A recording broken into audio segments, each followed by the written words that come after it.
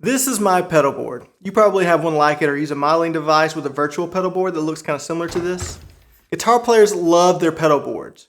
We're always swapping pedals in and out in search of inspirational tones. New pedals and different pedal combinations often leads to sonic discovery that aids in the creation of music. The pedal board is where a lot of fun happens for the guitarist. Almost every guitarist uses some kind of pedal board, but have you ever wondered, when did pedal boards actually become a thing?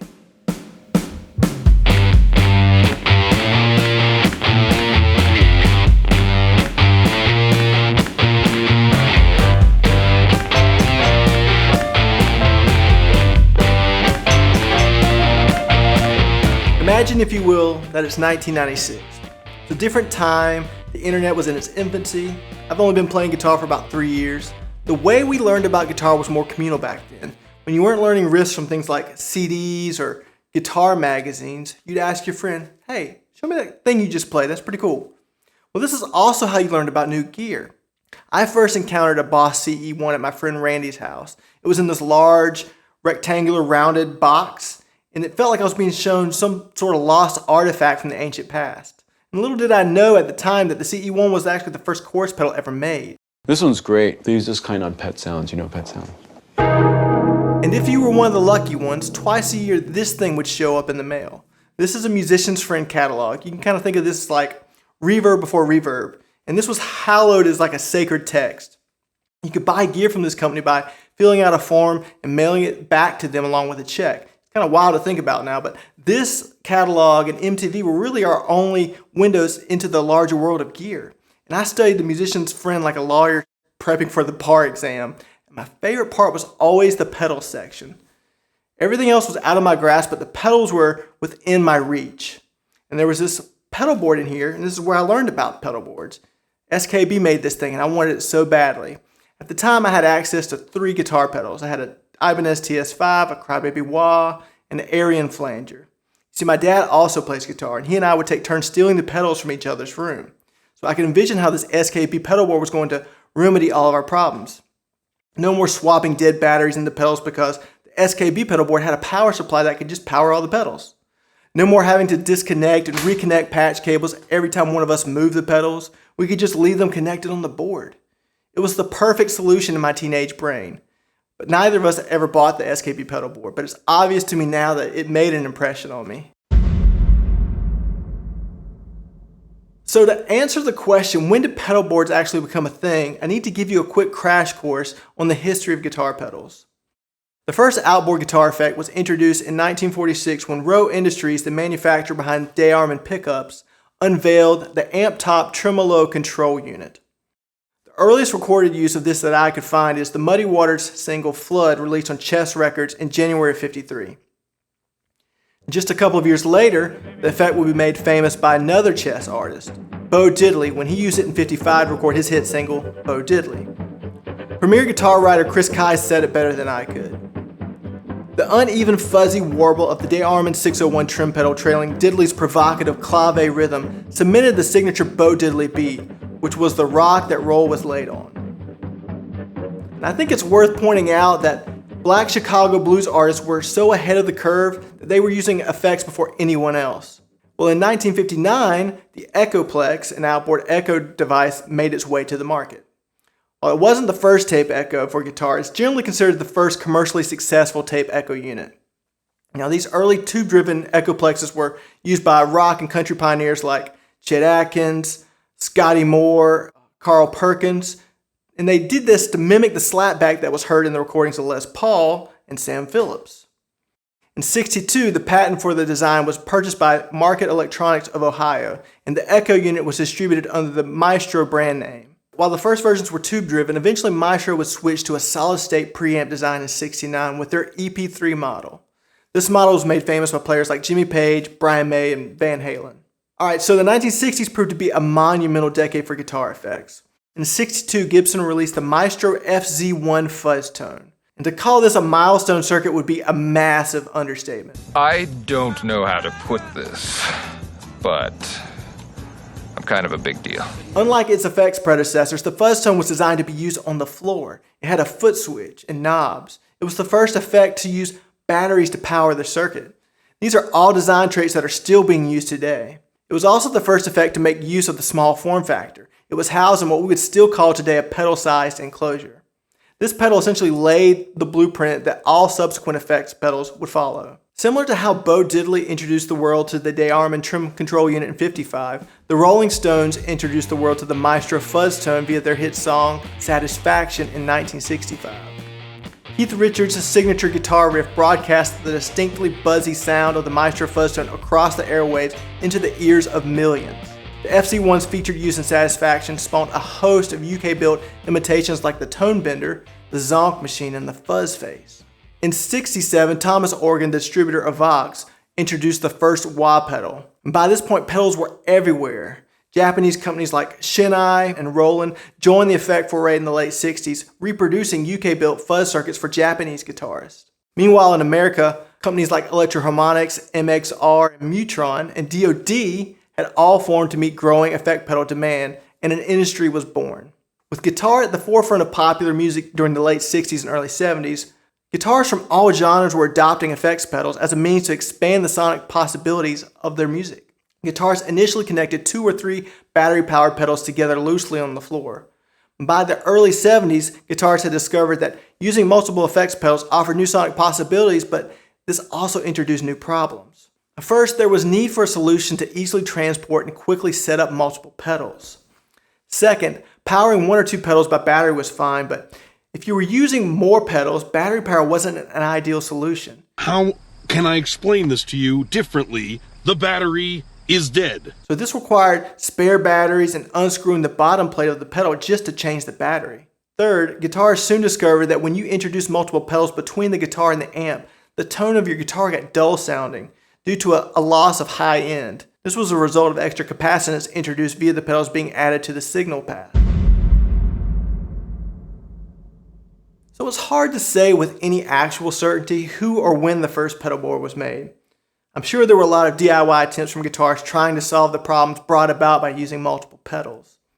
But one of the earliest examples I found in my research was by John Cipollina, the guitarist for Quicksilver Messenger Service. Now, this wild setup was used with the band starting in the late '60s, and it can be seen on display at the Rock and Roll Hall of Fame in Cleveland, Ohio. I'm not going to get into the weeds here, but I do want to point out that the custom-built silver board that utilized foot switches and lights to indicate which effects were engaged. With this custom-made box, Cipollina could engage the tremolo on his amps, the reverb from his amps, a vibrato from the Standell Modulux, which was like this early oil can vibrato effect seen mounted on the left side of the twin reverb, and he could also engage the tape echo from the Maestro Echoplex mounted on the right side of the twin reverb. Now this custom board seems to have been more of a remote switcher to turn on and off outboard effects that were located further away. So maybe it's more fair to call this like a proto-pedal board. What is interesting to me is that Cipollina chose not to integrate the Maestro phase shifter, the Vox wah, or the Vox volume pedal into this custom effect box. I think this setup could have been in use as early as '68, given that '68 was the first year for the Fender Silverface Drip Edge Showman that we see in the picture. And there's actually a demo of this from '69 of Cipollina using this setup on the Internet Archive. It's just him kind of messing around, but it's definitely proof that the allure of ambient instrumental guitar was even a thing back then. In 1972, we see the first evidence of the pedalboard as we know it today in England via a pedalboard built for guitarist Peter Banks of the band Flash.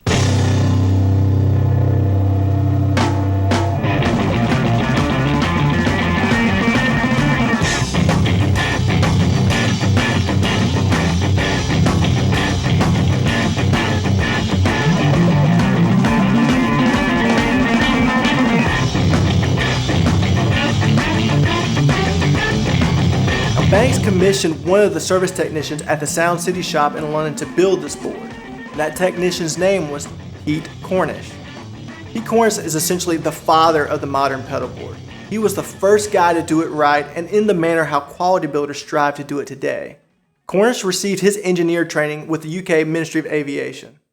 For 3 years, he learned to build and test equipment durable enough to survive military service conditions. And by '71, he was hired as a repair technician at Sound City. After a few months of repairing, he quickly realized that the quality standards of musical equipment was not up to the par of the quality standards of the military. Now, just as a side note, it should also be said that Sound City was like this nexus point in the history of guitar technology and for rock and roll. This is where the fuzz face was born. This is where Hendrix first got his fuzz face. It's where Eric Clapton bought the Brownie Strat. It's where Dave Reeves helped build Sound City amps, the precursor to high-watt amps. And it's also where Pete Cornish realized that London's guitarists were in need of serious solutions for their touring setups. So in '72, guitarist Peter Banks approached Cornish at Sound City, and he wanted him to permanently wire his pedals together onto a larger surface with the goal to make his pedal setup a lot more portable and to eliminate any possible faulty connections. According to a ToneQuest report article from June of 2008, Cornish also designed and built a low-noise DC power supply that eliminated the need for pedal batteries. The board consisted of a duo fuzz, a crybaby, a trim face, and a Fender tone/volume pedal. And at the time, Cornish thought Banks' pedal board would be the only one he'd ever make, so he didn't even think to take a picture of it. It seems that Peter Banks' pedal board must have made an impression on the other guitarists in London. In '73, members of the prog rock band King Crimson commissioned Cornish to build several pedal boards, one for David Cross, who played violin, one for Robert Fripp, the guitarist, and one for John Wetton, the bassist. The King Crimson boards were the first pedal boards that Cornish photographed, and thankfully he's documented every subsequent board build since '73. And we're not going to talk about each of these, but let's take a quick look at Robert Fripp's board. From right to left, it had a 3-knob Guild Foxy Lady, which is like a private labeled triangle big muff, a Fafisa volume pedal, and a Crybaby wah. There was a switch to bypass a send and return loop for an off-board Watkins copycat tape echo, and a second switch to bypass a second loop containing the fuzz and the wah. And the volume pedal always remained in the signal path. Fripp's board was the first Cornish design to use custom swappable batteries. These large batteries could power all the effects for about 6 months to a year. These early boards featured the trademark Cornish donut rings around the foot switches that served to protect them during transit. And you can note the absence of indicator lights. And it's also worth noting that these early boards did not include any buffer circuitry to combat tone loss. Well, it seems Cornish wasn't the only one in London's guitar community exploring pedalboard building. In preparation for Pink Floyd's Dark Side of the Moon tour in 1973, band tech Chris Adamson built David Gilmour's first pedalboard to help the guitarist replicate live the wide variety of tones found on the record. Gilmour's effects setup was a lot more involved than the pedalboards Cornish was building at the time. Now, this board included a lot. It had a Dallas Arbiter fuzz face, a Vox wah, Crybaby wah, Color Sound power boost, a Univox Univibe with the foot controller, an MXR Phase 90 that was added in '74, and a DeArmond volume pedal. But it doesn't end there. What the hell are you talking about? The setup also incorporated remote effects like the Benson Echo Rec 2, a Benson Echo Rec PE603, an EMS Synthy Hi-Fi guitar effect processor, Con Strobo tuners which were added in 1974 while on tour, and an EMS Synthy for performing the song On the Run. Boy, that escalated quickly. I mean, that really got out of hand fast. And just to provide some context here, no pedalboard setup existed like this in 1973. This is a complicated setup even by today's standards. Adamson wired up each effect with its own bypass loop so that the effects could be brought in and out of the signal path. The majority of the effects pedals were encased inside the pedalboard's enclosure to help protect them. The setup wasn't perfect. Gilmour struggled to remember which effects were on and off because there were no LEDs to indicate which loops were engaged. All you see is all your life will ever be.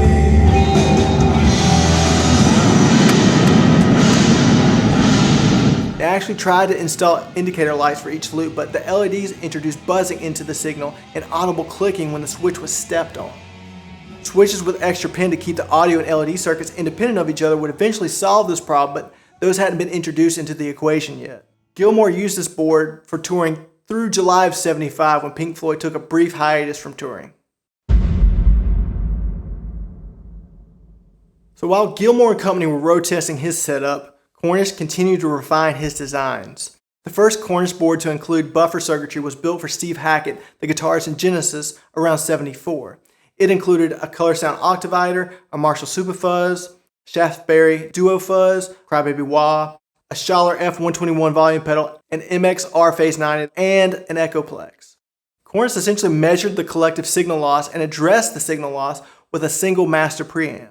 Now this approach works well to address signal loss at like the macro level, but it doesn't really address it at the micro level. Starting in '75 with the board built for Streetwalker's guitarist Charlie Whitney, Cornish incorporated unity gain buffers for each effect to prevent any tone loss.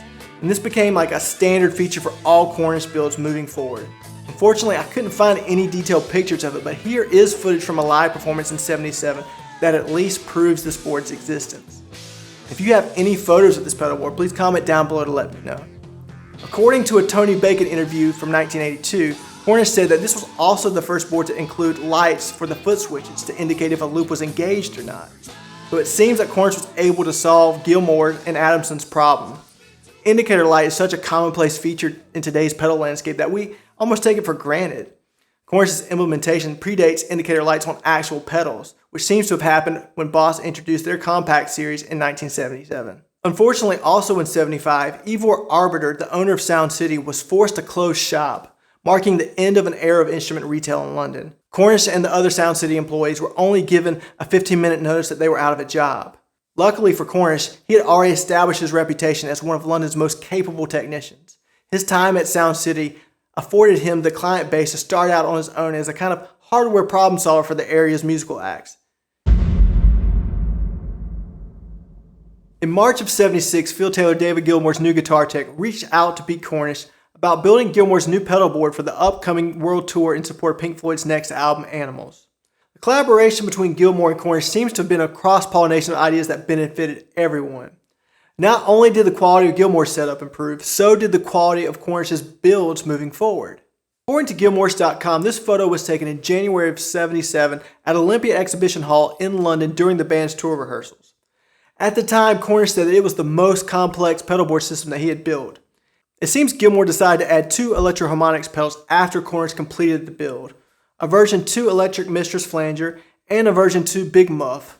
These were likely mounted to the top of the board because the 2 Electro-Harmonics pedals can be seen in photos of live shows from the tour. Both of these circuits, along with the MXR Dynacomp, are pedals synonymous with Gilmour's sound from this period.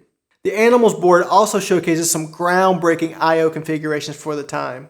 Cornish and Gilmour added 2 inputs for multiple guitars. There's also the addition of simultaneous outputs for any combination of 3 amps.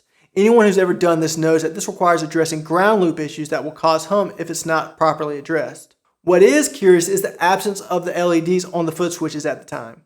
It's strange because Cornish has been quoted as saying that the Charlie Whitney board built in '75 had indicator LEDs for the foot switches. If anyone out there knows the story behind this, please let the rest of us know in the comments. If I had to guess, I would say maybe that the specific switches required were in short supply at the time of the board build. In October of '77, the Animals board went back to Cornish for some revisions. At this point, we see LED indicators added for the foot switches, the Univibe circuit is removed inside of the board, and the Electric Mistress is installed in its place. A circuit labeled Muff is also installed in the same spot where the Cornish Fuzz was located prior. As was typical for Gilmour, this board also had the capability to engage outboard delay effect units like the Benson Echo Rec 2 and the MXR Digital Delay System 1. The Animals board eventually saw even more revisions when it was used for the band's '79 to '81 tour for The Wall. What part of this early history of the pedal board did you find interesting, and how much of it did you actually already know? I have to say I really learned a lot while researching for this video. If there were any pedalboard milestones prior to 1975 that I might have missed, please let me know down in the comments. Not only do your comments allow me to learn new things from you guys, they really help me get these videos in front of more eyes, which in turn helps me grow the channel. If you're not subscribed to the channel, I hope you'll consider subscribing. 97% of my viewers are not subscribed, and when viewers like you subscribe, it helps get these videos in front of more eyes and grow the channel. Also, when you guys comment and thumbs up, that engagement helps get these videos recommended to other viewers. If you found this video educational or entertaining in any way, you can simply thank me by doing some of those things. You might also like to know that Pete Cornish wasn't the only guy doing big things with pedal boards in the 70s. There was an amp builder in California who was also building custom pedal boards for some of the best guitarists in LA during the mid-70s. His pedal boards were uniquely innovative in their own way. If you want to continue down the pedal board history rabbit hole, you can just click here. Thanks for watching.